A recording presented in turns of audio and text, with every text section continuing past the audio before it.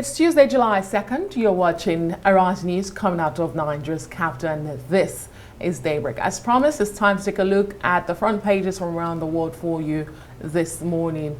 And we have with us Dr. Constance Koko to do justice to that. Good morning, Dr. Koko. Good morning, Adesua. Good morning, Ndi and Nkechi. Good yes, morning. I hope everyone is fine. Today, I think there's a balance. We have someone in the studio, no, off-site studio, Mr. Chuks Akunna. He's the executive director of Authority Newspaper. Will be joining us. So there's a balance between men and women today. Ndi, you're not alone among women. Okay, let's begin to look at the newspapers for us and see what the headlines are saying. We'll start with Vanguard, a newspaper, a local newspaper here in Nigeria. The story we'll be looking at here says, slump in port operations puts 40,000 jobs at risk, according to an investigation by this paper. Our nation's ports is experiencing a fall in operations, mainly due to the forex crisis and inflation. Terminal operators, shipping companies, licensed customs agents, freight forwarders, truckers are all having a hard time. Specifically, there has been a 4.5% drop in the number of vessel calls. Cargo imports dropped by 20%, and then containerized goods by 30%. Vehicle imports by 55%. Also, a vessel that previously used to arrive in Nigeria with 4,000 containers now comes with only 300. Controller General of Customs Service Adewale Adeniyi encouraged Nigerians to engage in exports to boost the economy, saying imports have dropped, leaving the terminals totally empty. Yeah, so challenging days ahead in Nigeria. This is purely reflecting the ongoing economic hardship that we face. Generally, the indicators are poor and the economy is underperforming, hence this. A few pointers here. Import has dropped. That's not entirely a bad thing. It's also an opportunity to ramp up exports. Every challenge presents an opportunity as well. Chuks, can you hear me? It's not unexpected that ports operation are going to slump, given that what do you do at ports? You import and you export. Because of the falling value of the naira, the fall in the value of the naira, that imports have fallen, have dipped, and also we're producing less goods and services for export. So naturally, you expect there to be a slump in port operations. And you see the figure there, it's not cheering news, 40,000 jobs on the line.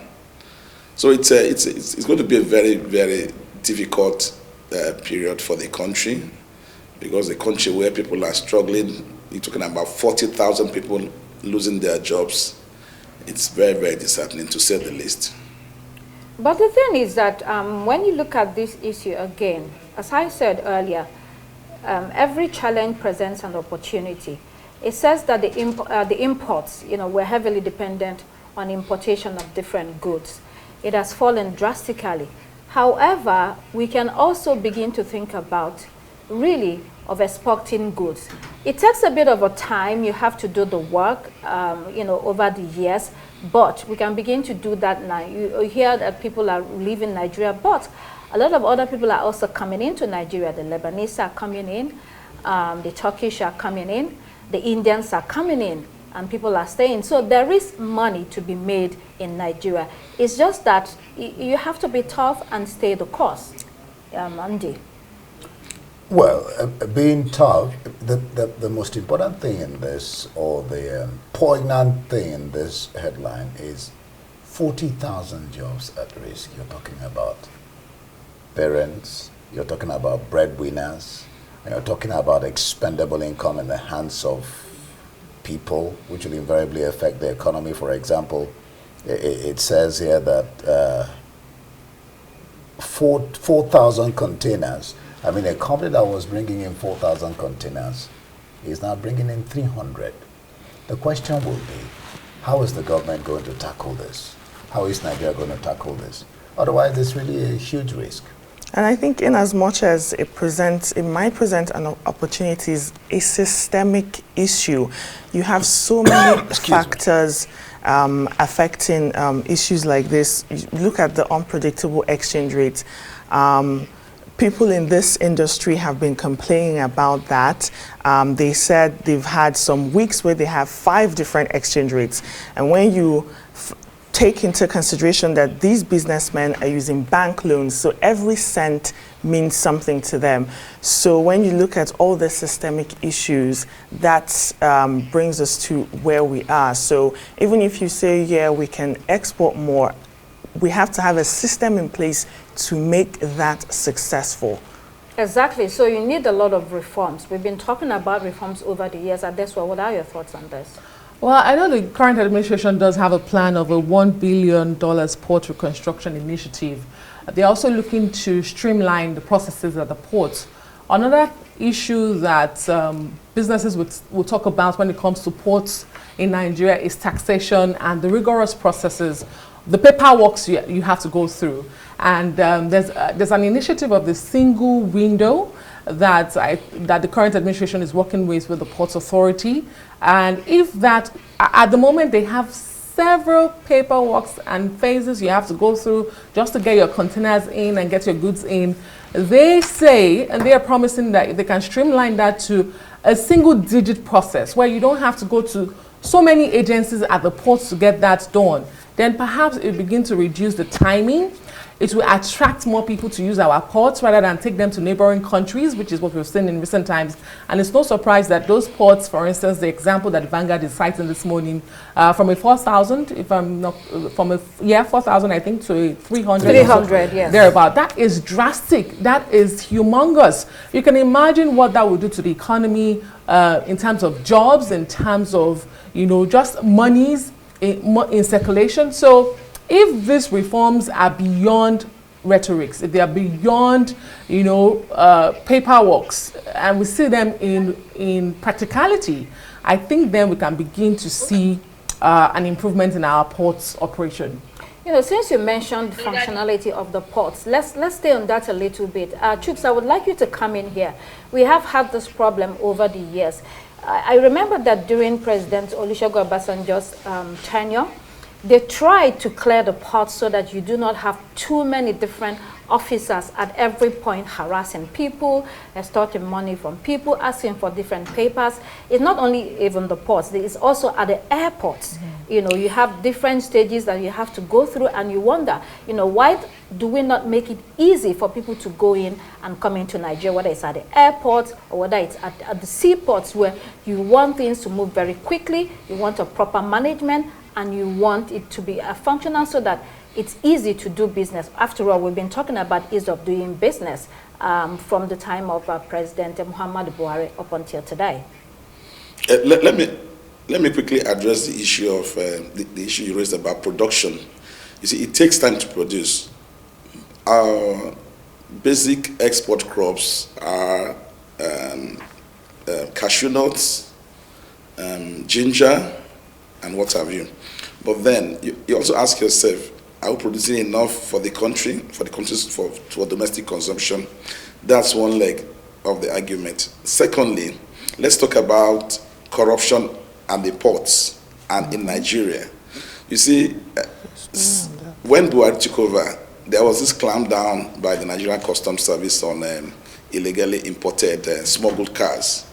But the service appeared to have lost steam because several vehicles that were seized at the time, they ended up being returned to the owners. We all recall what the former presidential advisor on anti-corruption, Obla, said a few days ago in the very controversial interview, that a particular senator that is found, they found a number of vehicles, a sizable number of vehicles with a particular senator, and they called the customs if they are aware of how these vehicles got into Nigeria.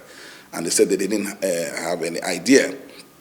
That said, so you see, it takes two to tango. You're talking about the problems, the bottlenecks are security officials at the ports pose importers, and they're also talking about the ease with which smugglers are able to bring in goods through ports of neighboring countries. So these are some of the issues you have to really address if you want to talk about slump in port operations.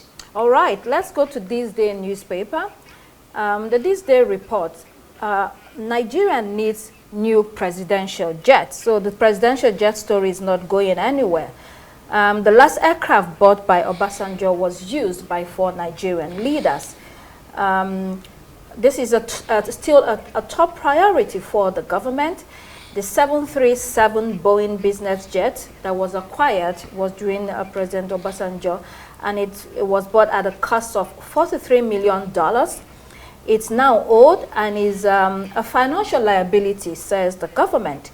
It's close to 25 years, and the cost of maintenance is running into millions of dollars. It's really a burden, according to the report by the National Assembly, which has suggested that we get a new presidential jet. It should also be changed for safety reasons and for national security.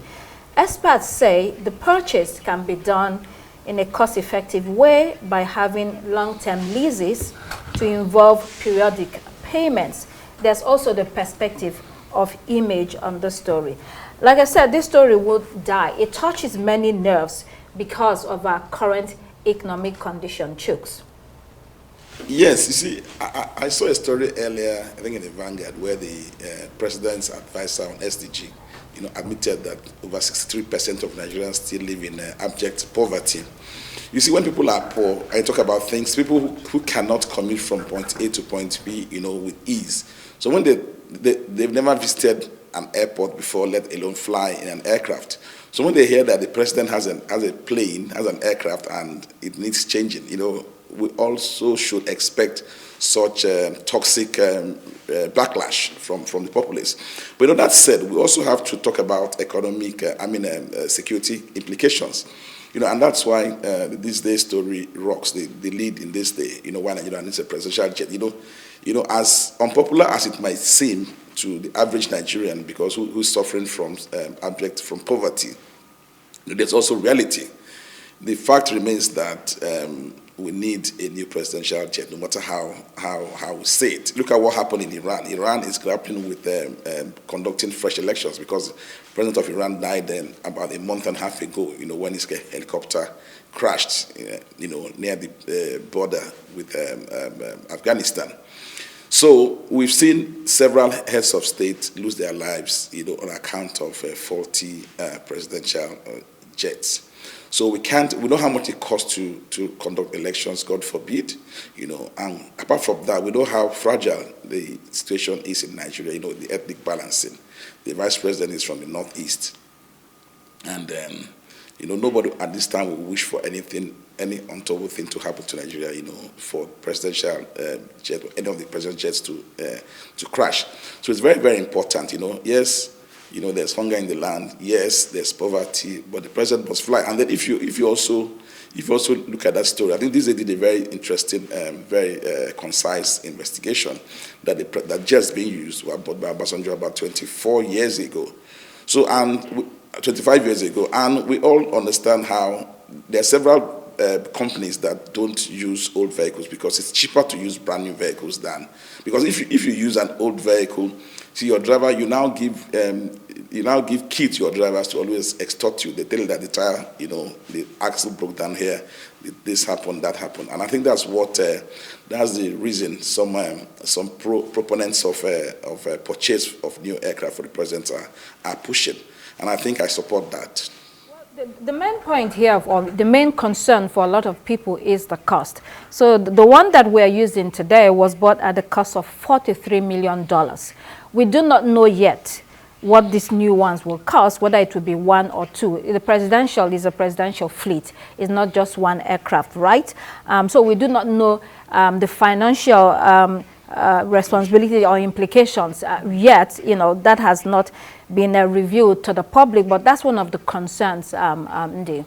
Yeah, I mean, there are pros and cons. I was just thinking about when Chooks was talking. I tried to remember my accountancy, you know, where you have vehicles. I think he talked about, or was it you, using the cost of using new vehicles being cost effective than old ones. Yeah. But I also remember that in costing, what you usually will do, I don't know whether that will apply to planes, but it should, I guess so, that you whether it's called residual, whatever, you as the car gets older, you're putting away money that in future, by the time its lifetime or whatever it's called expires, you have money to buy a new one, so you're not really throwing away money. The question here is timing. I'm talking about 2 aircrafts, one for the president and one for his vice. And the argument is that it is not Tinubu's aircraft or the vice president. It's a national aircraft, which makes sense. But then this is vis-a-vis the economy of the nation, what people are going through. Is it the right time? And Chooks, you talked about Raisi crashing. I mean, it's not about whether the plane is bad. I mean, we've had crashes, Boeings, whether they're good or bad. Yeah, but my point is, planes can crash. New car can have an accident. The point is, yes, the president, the vice might need a plane, but is it the right time? What are the cost implications? Again, vis-a-vis what our economy is speaking, the sound the economy is making. I mean, that's the argument. There's also an image perspective, Nkechi, Yeah. because the president was traveling around and there were problems with the aircraft when he went to Saudi Arabia and another country. So you do not want your president to be hopping around. Yeah, the report actually mentions all those places, or some of the places that he went to, where there were issues: Saudi Arabia, the Netherlands, South Africa. But I just want to reiterate what Indy and Chooks have said. The timing is certainly controversial. You can argue that, okay, investing in a new jet is a national asset, like the investigators have said in this story. But you have to now balance that argument. National security, international diplomacy, image versus economic concerns. Chooks was talking about how people who haven't eaten, who've never been to the airport, they don't really understand when you say, look, we have to buy new presidential jet fleets. They've not eaten, they're sick. They can't afford medicine, they can't take their children to school, they can't even send their kids to school. Even the ones that can afford it can't send their kids to school, they may be kidnapped. And so the timing definitely is controversial. There just needs to be a balancing act. Okay, that's what I'll get you on the next story. Let's go to Punch newspaper. The story we're looking at here is Dangote fuel. Marketers fear high-priced petrol ahead of supply. So we know that petrol from Dangote Refinery is being expected to hit the market in 3 weeks. But the product may be higher than we envisaged. Why? The refinery has struggled to get feedstock from international oil companies locally. Dangote Refinery is importing crude from the United States and other countries at higher cost, this report tells us. It follows that the cost of importing crude will impact production, marketers conclude, or they also fear. Marketers are, however, hopeful that Dangote will cut down the price of PMS. I mean, I think we're probably back to square one, aren't we, Adesua, on this? I mean, it's no brainer.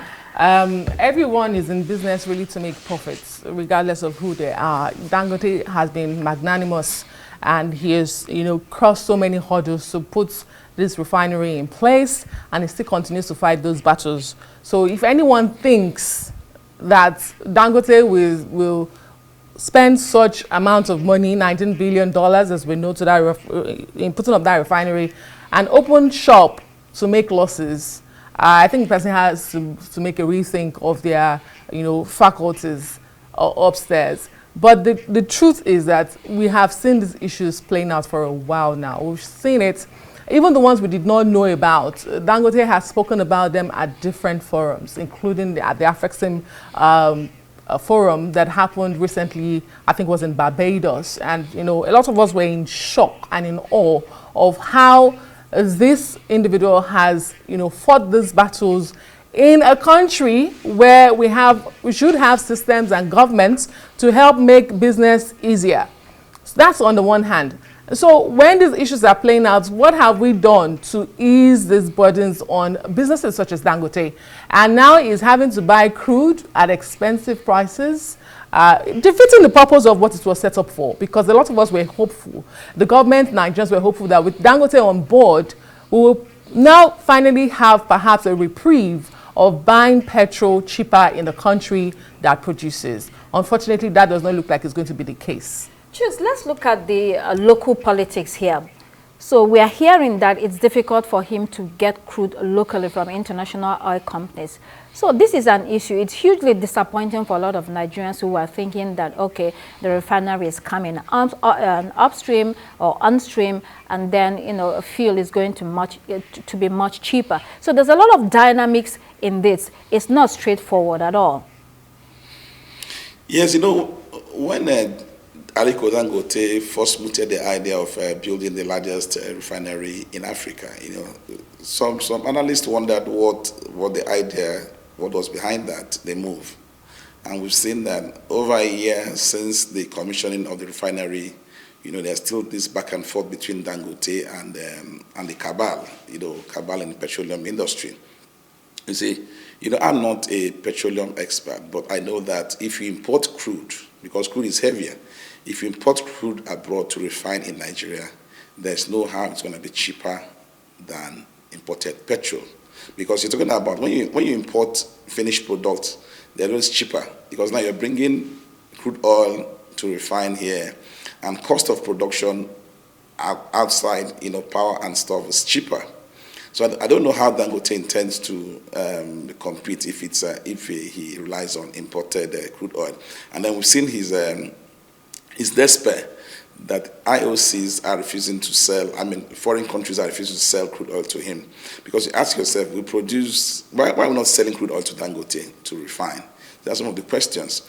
So, but the bigger question is, or the bigger issue is, if somebody like Dangote, the richest man in Africa, is going through this headache to be able to refine petroleum products, you know, what happens to the man outside, the investor in Ghana, the investor in Afghanistan, the investor in the US, who the government is begging to come and invest in Nigeria? I mean, this is a huge disincentive, to say the least. And the sooner we resolve this, because you see, what Nigerians are hoping for was when Dangote comes on stream, they're able to buy petrol for like 500 naira a liter. But now we've been told that the price, when Dangote rolls out, it's petrol that might even be higher than the one that we're used to. Yeah. Very, very interesting. And the existence of Dangote refinery is not even enough. We need as many refineries as possible. We have this one, we have the government's ones which are barely functioning, but we even need more. Indeed. Okay. We'll soon be taking a breath. Chooks talked about resolving. The vice president of Ipman, Fashola, says the only way to resolve this is for the government to step in and make sure that Dangote gets crude locally, because I mean, like Akuna said, and like Adesola said, is defeating the purpose. After building such a huge, humongous refinery, then you have to import fuel again. Then the cost is high, cost of production. So it makes the whole exercise useless. But we hope the federal government listens to. I agree with you. And also, just to reiterate Dr. Ikoku's point, when you talk about we need more refineries, if Dangote were to gain favorable terms, it's important to ensure that those benefits are passed on to consumers, because if you have monopoly, this could even drive prices even higher. Of course, they also told Dangote to make sure he does not monopolize it if the federal government helps him. All right, we'll be back in a bit, and we'll continue from where we left off. Don't go away.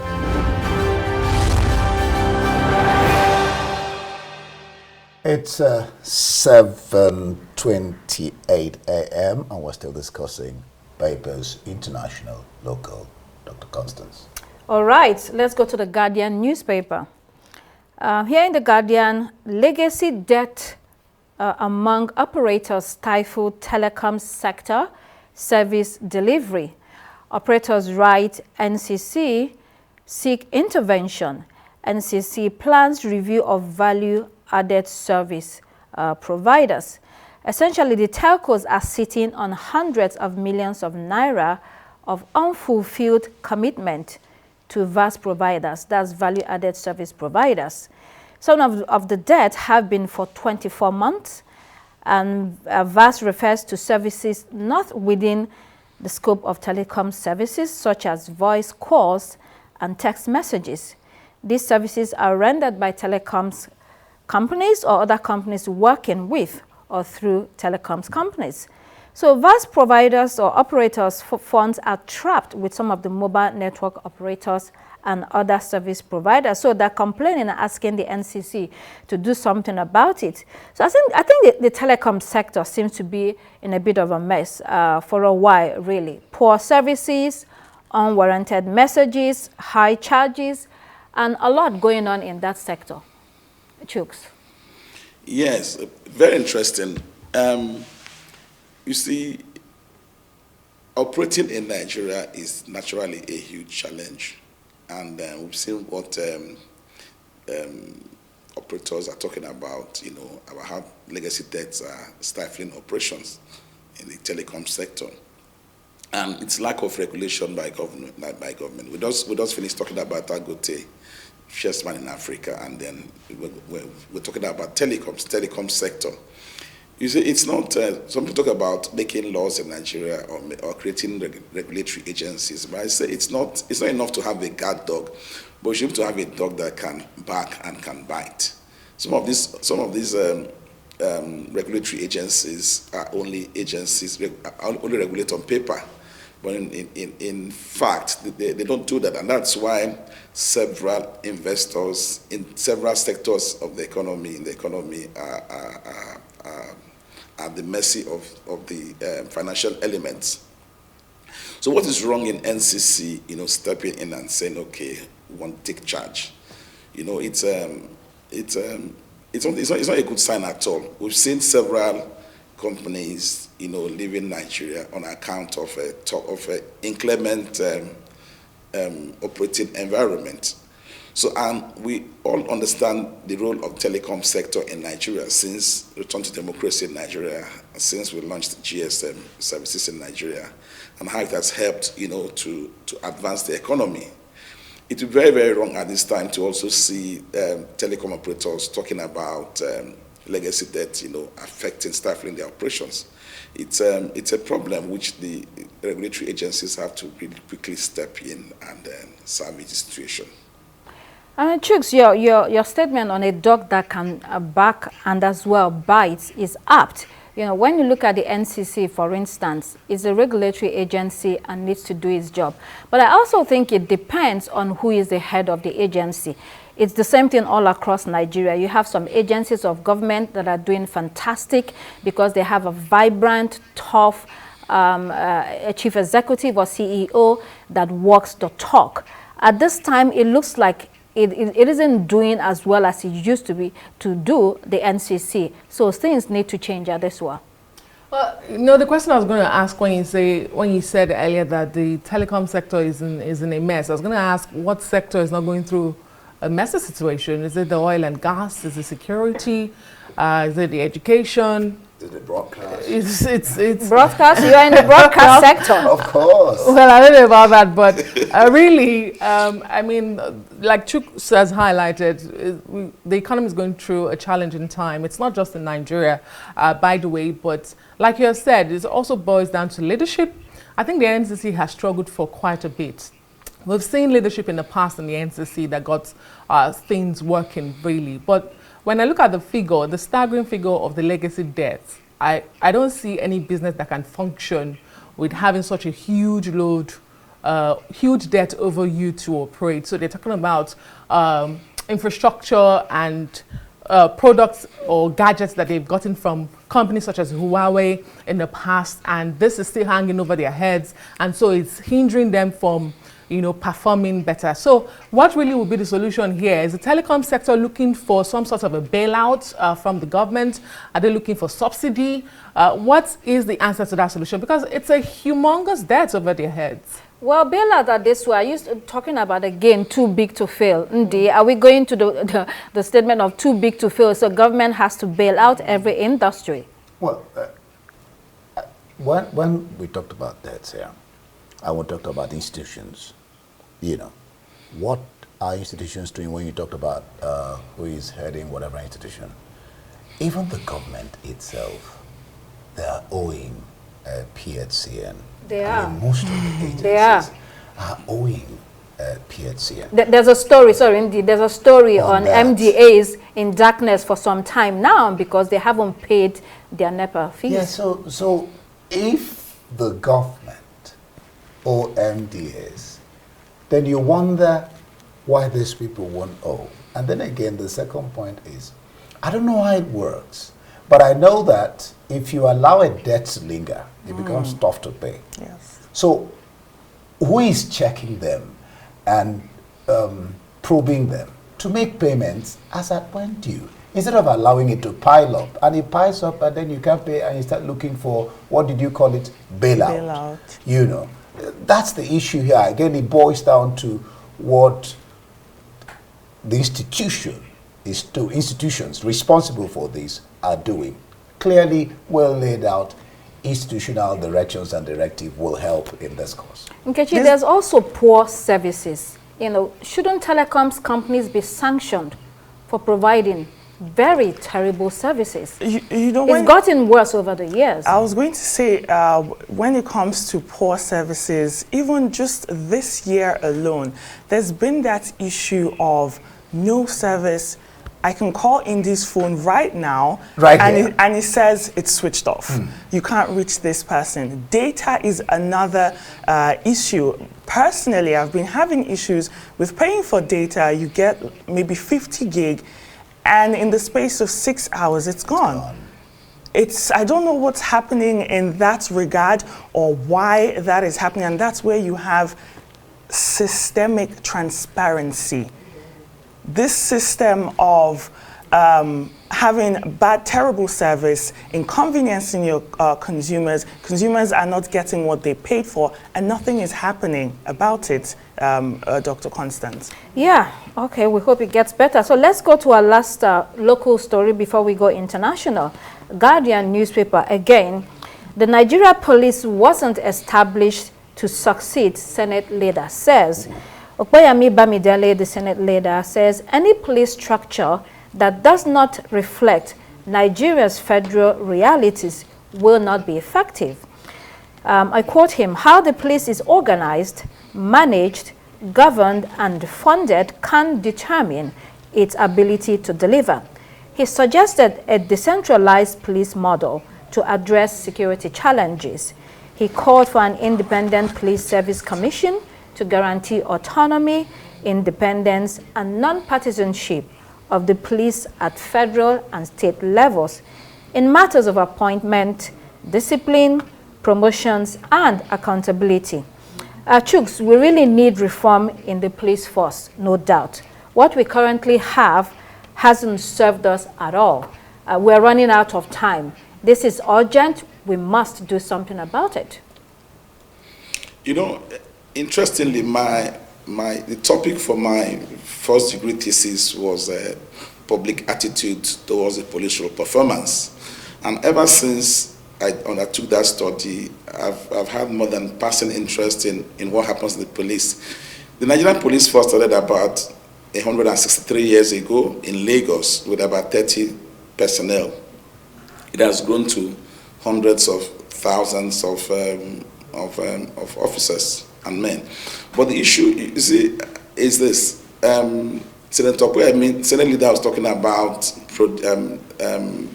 setting up an independent police service commission. Then you ask yourself, what's happening to the one we have? Exactly. Yes, what's happening to the existing one?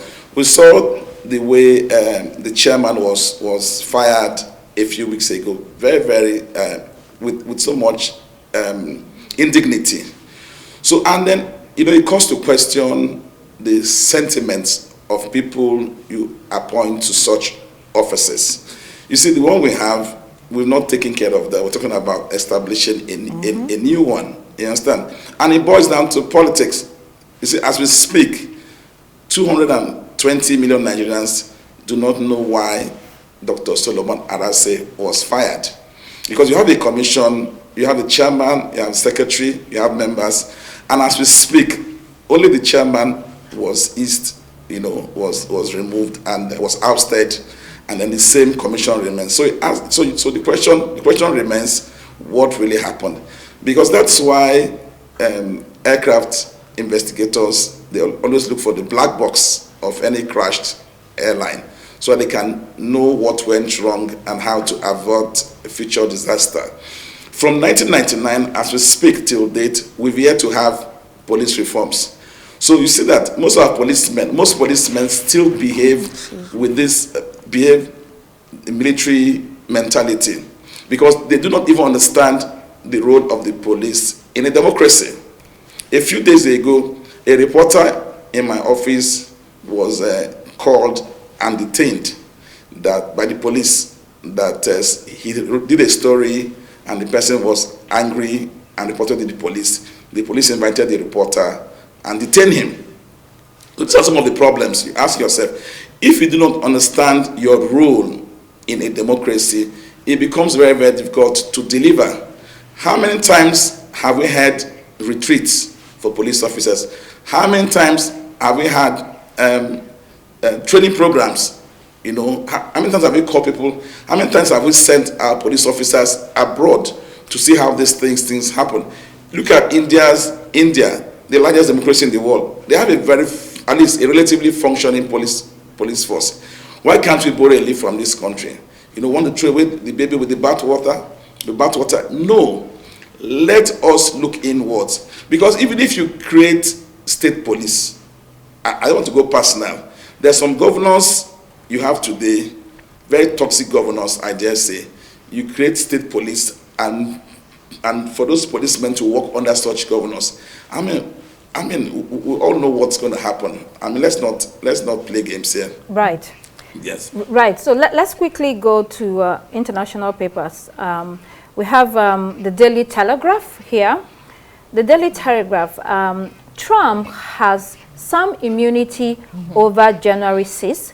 Supreme Court rules in major victory. So he's shielded over official acts, but then there is the contention, where's the border with private conduct? That is unclear. The prospect of a Capitol riot verdict then recedes with this Supreme Court ruling. Also, this was one of the biggest, if not the biggest story in the United States yesterday. It was a victory for Donald Trump in relation to that January 6th trial. He hailed the ruling, and his opponents are honestly pissed. They say this hands the president or any president, absolute power and places him above the law. And the three judges of the Supreme Court, liberal ones, dissented on the ruling. This is truly a trying time for America. The country is being tested. The polarization is deep, and Trump, has divided the nation like never before. What's your reading of the situation, Adesua? I hear you nodding your head. I see you. Of course, when you say Trump held the decisions, we do not expect anything, contrary to that. And why people say this has handed him a victory is because, well, first and foremost, it kicks the case, the legal battle in the courts now to about a year or two, and that's definitely after the election. Secondly, what constitutes his action as president in office was not stated clearly by this court, so it could be anything. And it's a clear reminder, personally, for me, that America is also politicized at every level, including the judiciary. And we've seen President Biden's reaction to this. Of course, like you said, he's pissed. The Democrats are pissed because, again, this has favored Trump.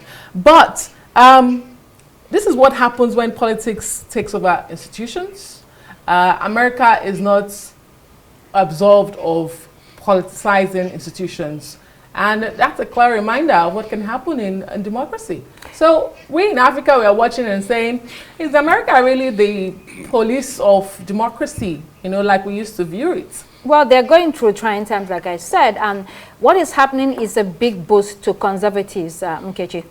Yes, and when you look at the dissenting judges, they made very important dissents to that ruling of extending their immunity. They said the decision made the president into a king above the law. And when you talk about now the case has to now go back to the lower court, which will decide whether Trump's actions were in official or private capacity, this means that this case may not go ahead when you're looking at the November elections as well. And this also goes through to the fact that if Trump wins the re-election, he can just simply order the Justice Department to drop those charges. So it's a very, very significant ruling that we're looking at this point. And there was also the fear that with other cases, once he becomes president, if he wins, he's just going to pardon himself and have a laugh, indeed. Yeah, the Washington Post says wide immunity. The New York Times says substantial immunity. But then one of the justices, John Roberts, on the majority side of 6, rejected Trump's broad immunity claims and says that he only has immunity for his official acts as president. But we don't know the that's the point. That's the point right I'm now. going to make it. No, but yeah, that is one point. But then he rejects Trump's broad immunity. So there's confusion all over the place, and they have handed it over to the lower court to make decisions on which is which and which is not, and of course this is going to drag long. And then it looks like you're just giving the president a V-shaped cover to do whatever he wants, and that speaks volumes about American democracy. Right. We'll see how that plays out. It's a developing story. Let's head to Financial Times. On the Financial Times, centrists and left scramble for deals to keep Le Pen's far right out of power. Yes, the moderates and the left are in a panic mode in France right now, seeing the steady and the seemingly unstoppable rise of the far right. After the first round of elections in France, they are trying to close ranks in order to stop Marine Le Pen's national rally from taking power. They are bargaining as we speak ahead of the second round of elections next week. Well, you know, you have to admire the staying power of Marine Le Pen. She's been on this for many years. It seems that her time has come and the time of her movement, even if we fear and deny it. You also have to admire the strategic move of, picking a younger Jordan Bardella, to rally the younger people. She's smart here, Chooks. Yes, very interesting times in France. You see, it goes to tell you that there's no perfect system or there's no perfect democracy, and like you said, the centrists they're all panicking. They are all in panic mode because from Sunday's snap elections, it's clear, or it's emerging that National Rally Party might sweep next week's elections, and people are panicking. It goes to tell us that there's no perfect system anywhere in the world, and human beings are not machines. They're not robots. People. You sometimes you think that people are going to think, this way, but they end up, thinking the other way, and that's what's playing out in France. And I had quickly wanted to touch on what happened in America. Yes, please go ahead. It's a lesson for us in Nigeria. Imagine a sitting president, justice of the Supreme Court, saying such about a former president in Nigeria. People would just tell the president, this man is working for PDP, or is working for Labour Party or something. So I think it's a big lesson for us, in this part of the world, that democracy is sui generis. It's a process that's emerging even in the so-called advanced democracies. But the divide was there too, because it was between 6-3, though. Yeah, 6-3. The liberals and what you call the conservatives, also it was still there. Again, it shows that the law is a living thing. It's a living organism. It's made, and it has to be tested, it has to be tried, and you have to keep interpreting, and where you have to adjust and tweak, then you have to do that. That's what is going on. Democracy is a conversation, it's not an absolute monarchy. I think that's what this indicates. We've gone back to America. Let's go. We're on France, right? Yes, we were on France, on Marine Le Pen. And I was going to say that it shows that she's not really power drunk. There's foresight here. If they win, that means a 28-year-old, vibrant young man is going to be the prime minister of France. What does it say, Ndi? Well, the thing here is that change is the only permanent we agree. But then there's the danger of extremism. The migrants are already speaking up. What's going to happen to the migrant majority and the issue of, migration? That's the major problem. Already, the President Macron is calling on the centrist and left-wing parties to rally round, to form an alliance, which is the only thing that is open for him to do now. So we watch this space and see what plays out. But the danger of extremism must be highlighted here. Well, you call it extremism, but the far right there in their country, it's not only in France, it's a lot of European countries are saying we want to take our countries back. So it's based on perspective, Mkechi. It's based on your perspective and your realities. Exactly, and you have experts saying, look, this is the end of what they call Macronism, the president's 7-year domination of national politics. But I think the big question is whether the national rally can command that absolute majority after that runoff. I think it's going to be on Sunday. Now, if that happens, you have France's president, Emmanuel Macron, will then be forced to appoint a political adversary as prime minister, shifting that domestic policy. However, you have experts still saying that, look, Macron had no business calling this snap election just weeks before the Paris Olympics. So whatever happens, really. Shut himself on. Exactly. The other point also is that even when you say there are extremists, Macron's party hasn't been so much loved by the populace for all these years he's been president. He has been facing a lot of rebellion, a lot of protests from different sectors of the country. They are saying because he's carrying out reforms that is going to make them poorer, that's going to take away their pensions, that's going to extend the working age, and a lot of different things. And that's why you see some people that were on the left are moving, to the right to test. Adesua, you have any thoughts on that? I think you said it all. What we're seeing, not just in France and the UK, but across Europe, is that the leftists have lost it. I mean, they've been in power for so long that they've lost focus, and they've sort of, removed themselves from the people, and there'll be consequences for such actions. And I think that's what's playing out in Europe, including France and the UK, and that's why you see the far right is swinging all the votes. Yeah. So we have about 3 minutes. Let's go to the daily graphic of Ghana. We have a story here. Minister rallies support for economic upturn. Here the Ghanaian Minister of Finance, Dr. Mohamed Amin Adam, is trying to rally support for the 3-year program with the International Monetary Fund, IMF. This program is aimed at restoring economic growth.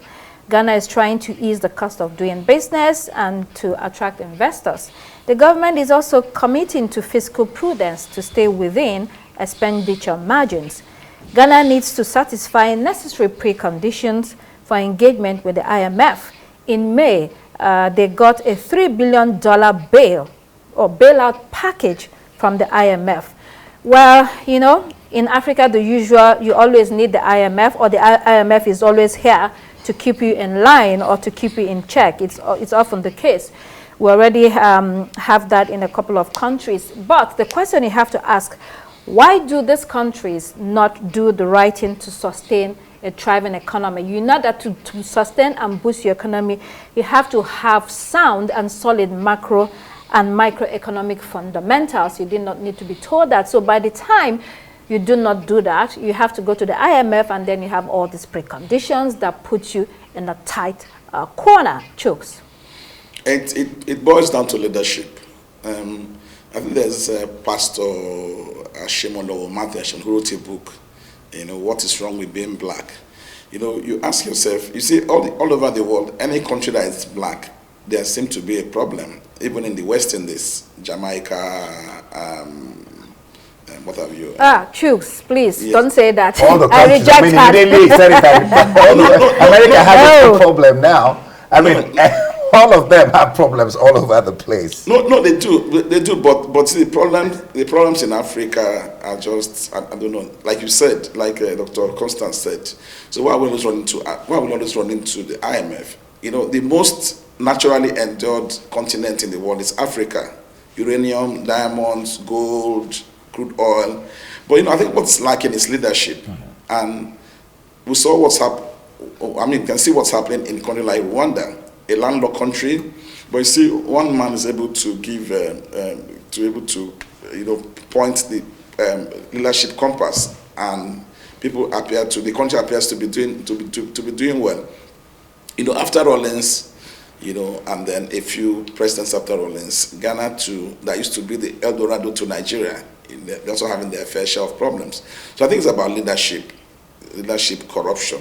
I think that's basically the problem. And I think, look at what happened in Kenya. Kenya was seen as a poster boy for democracy in Africa. Look at what happened a few days ago. So it boils down to, like I said, leadership and corruption. Well, Chooks, I don't think there's anything wrong with being black. That question is simplistic. You know, there are historical issues. It's deeper than that. You know, so let's not go there.